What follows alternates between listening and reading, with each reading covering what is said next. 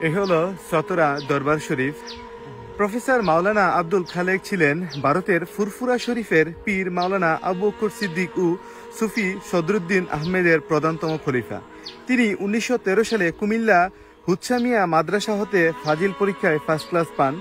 পরবর্তীতে 1914 সালে কুমিল্লা ঈশ্বর পাঠশালা হাই স্কুলে সপ্তম শ্রেণীতে ভর্তি হন। 1918 সালে এন্ট্রান্স মেট্রিক পাশ করেন। তারপর 1920 সালে তিনি কুমিল্লা ভিক্টোরিয়া কলেজ থেকে এইচএসসি পাশ করেন এবং 1922 সালে বিএ ডিগ্রি পরীক্ষায় ফার্স্ট ক্লাস পান। পরবর্তীতে তিনি ঢাকা বিশ্ববিদ্যালয় থেকে ফার্সি ভাষা ও সাহিত্যের উপর এমএ পরীক্ষায় ফার্স্ট হওয়ায় গোল্ড মেডেলিস্ট হিসেবে ব্রিটিশ সরকারের পক্ষ থেকে মেধার স্বীকৃতি স্বরূপ 5 ভরি ওজনের স্বর্ণের মেডেল দ্বারা পুরস্কৃত হন। তিনি একাধিক শিক্ষা প্রতিষ্ঠানে শিক্ষাদান করে শিক্ষার আলো ছড়িয়েছেন। শিক্ষা প্রতিষ্ঠানসমূহ ফেনী কলেজের ফার্সি বিভাগের অধ্যাপক, কলকাতা প্রেসিডেন্সি কলেজের অধ্যাপক, কলকাতা লেডি ব্রাবোন কলেজের অধ্যাপক, ঢাকা বদরুন্নেসা সরকারি কলেজ এবং ঢাকা ইডেন গার্লস সরকারি কলেজের ভাইস প্রিন্সিপাল ছিলেন এবং তিনি 1949 সালের নভেম্বর হতে 1952 সালের আগস্ট মাস পর্যন্ত পাকিস্তানি সরকারের তালিমাত-ই ইসলাম বোর্ডের শীর্ষস্থানীয় মেম্বারের দায়িত্ব পালন করেন। তিনি 1954 সালে পাকিস্তান পার্লামেন্ট নির্বাচনে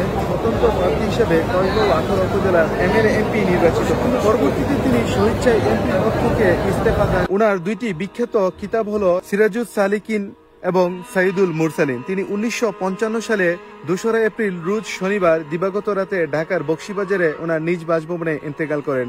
আমরা সবাই পড়ি ইন্না লিল্লাহি ওয়া ইন্না ইলাইহি রাজিউন।